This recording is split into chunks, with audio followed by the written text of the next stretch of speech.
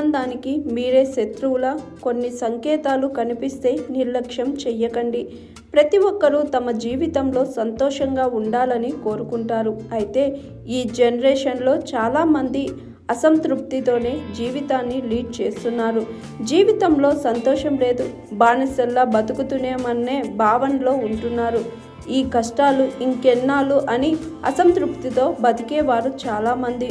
అయితే కొన్ని అలవాట్లు, ఆలోచనల వల్లే ఈ ప్రతికూల ప్రభావాలు ఎక్కువగా ఉంటాయి. వీటి వల్లే మనిషి సంతోషానికి దూరం అవుతున్నారు. ఒక మాటలో చెప్పాలంటే చాలాసార్లు మనం ఆనందానికి మనమే శత్రువుగా మారుతున్నాం. మీ ఆనందానికి మిమ్మల్ని శత్రువుగా చేసే సంకేతాలేంటో ఇక్కడ తెలుసుకుందాం. వ్యాయామం చేయకపోవడం. ఈ రోజుల్లో వ్యాయామం శరీరానికే కాదు, మానసిక ఆరోగ్యానికి కూడా చాలా ముఖ్యం. వర్క్ స్టైల్, పని కారణంగా చాలామంది ఆందోళన సమస్యలు ఎదుర్కొంటున్నారు. ఒత్తిడి, ఆందోళన వల్ల సంతోషం ఉండలేకపోతున్నారు. అయితే వ్యాయామం చేయటం వల్ల ఎండార్ఫిన్లు విడుదలవుతాయి.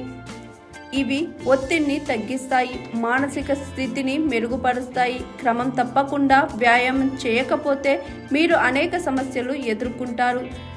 శారీరకంగా ఫిట్గా ఉంటేనే మానసికంగా ప్రశాంతంగా ఉండగలరని అర్థం చేసుకోండి. సోషల్ మీడియాతో సావాసం. ఈ రోజుల్లో చాలామంది సోషల్ మీడియా లేకుండా ఉండలేకపోతున్నారు. నిజం చెప్పాలంటే సోషల్ మీడియాకు బానిసల్లా మారుతున్నారు.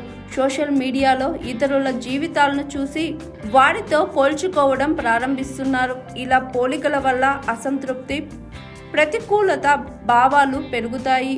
సోషల్ మీడియాలో చూసేది నాణ్యానికి ఒక మాత్రమేనని గుర్తుంచుకోండి. అది వాస్తవికతకు పూర్తిగా భిన్నంగా ఉంటుందని గుర్తుంచుకోండి.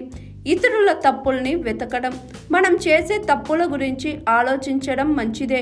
ఆ తప్పుల్ని సకాలంలో గుర్తించి వెంటనే సరిచేసుకుంటే ఎలాంటి బాధ ఉండదు. అయితే ఎల్లప్పుడూ ఇతరుల తప్పుల్ని, లోపాలని వెతకడం వల్ల మీ ఆత్మగౌరవం తగ్గుతుంది. దీంతో మీరు ముందుకు సాగలేరు. క్షమించండి, నేర్చుకోవడం, తప్పులు తెలుసుకోండి, ముందుకు సాగడం వంటివి అలవర్చుకోవాలి. అప్పుడే సంతోషంగా ఉండగలుగుతారు. గతం లేదా భవిష్యత్ గురించి ఎక్కువగా ఆలోచించడం. చాలామంది గతాన్ని తలుచుకుంటూ చింతిస్తుంటారు. ఇలాంటి వారు గతాన్ని పట్టించుకొని వర్తమానంలో జీవించలేరు. గతంలో సాగించిన విజయాలు లేదా తప్పులేవైనా సరే వర్తమానంలో ఎందుకు పనికిరావని గుర్తుంచుకోవాలి. ఈరోజు ఏం చేస్తున్నామన్నదే ముఖ్యం. అందుకే గతాన్ని విస్మరించండి. ఈరోజు ఏం సాధించాలన్నా దానిపై దృష్టి పెట్టాలని ఎక్స్పర్ట్స్ చెప్తున్నారు. అంతేకాకుండా భవిష్యత్తులో ఏం జరుగుతుందో ఎవరికీ తెలీదు. అందుకే ఫ్యూచర్ గురించి అతిగా ఆలోచించకండి. గతం, భవిష్యత్తు గురించి ఆలోచనలు చేస్తుంటే వర్తమానంలో సంతోషంగా ఉండలేరు. అభద్రత.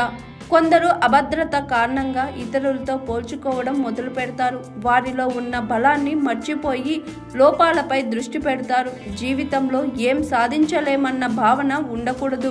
ఇది మనల్ని మానసికంగా బలహీనపరుస్తుంది. అభద్రతా భావం ఉంటే మీరు ఇతరుల విజయాలపై మాత్రమే దృష్టి పెడతారు. ఇతరుల కంటే తక్కువగా మిమ్మల్ని మీరు పరిగణిస్తారు. దీంతో జీవితంలో విజయం సాధించలేరు. అంతేకాకుండా సంతోషంగా ఉండలేరు. ప్రతికూలంగా మాట్లాడే వారితో ఉండటం.